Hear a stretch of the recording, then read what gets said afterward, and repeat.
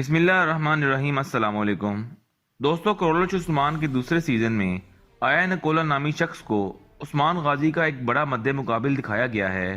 بہت سے ناظرین یہ جاننا چاہتے ہیں تاریخ میں یہ کردار دراصل کون تھا اور اس کا عثمان غازی سے کیا تعلق تھا۔ اس حوالے سے ہم نے تاریخ میں اس کردار کے بارے میں جاننے کی کوشش کی کہ آیا نکولا کون تھا اور کیا واقعی تاریخ ہمیں کسی آیا نکولا نامی شخص کا پتہ دیتی ہے جو عثمان غازی کا ایک بڑا دشمن بھی تھا۔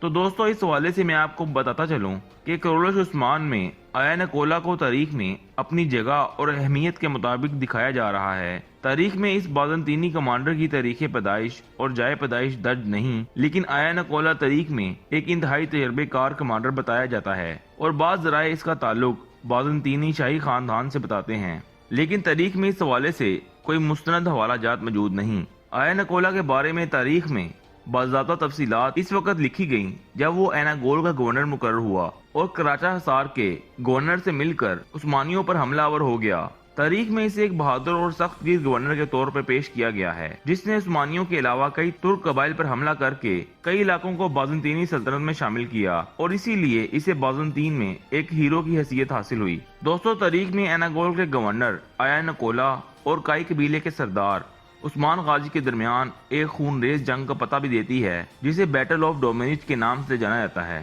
یہ جنگ 1287 عیسوی میں لڑی گئی جس میں دونوں جانب سخت جانی نقصان کی تفصیلات درج ہیں۔ اس جنگ میں آیا نکولا نے کراچا حصار کے کمانڈر کالانوس کے ساتھ مل کر عثمان غازی کی جگیر پر حملہ کیا۔ اس جنگ میں نہ صرف بازنطینی کمانڈر کالانوس مارا گیا بلکہ عثمان غازی کے بھائی سابچی بے بھی شہید ہو گئے۔ تاریخ بتاتی ہے کہ بیٹل آف ڈومینچ کی عبرتناک شکست اور کمانڈر کالانوس کی موت کے بعد آیا نکولا ایک بڑا بازنطینی لشکر لے کر خود عثمان غازی پر حملہ آور ہوا۔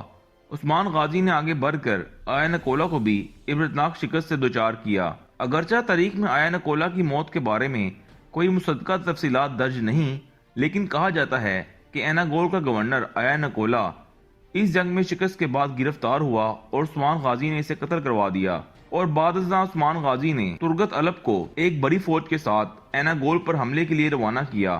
ترگت الپ نے کمال بہادری سے ایناگول فتح کیا اور بعد ازاں وہاں کے گورنر مقرر ہوئے۔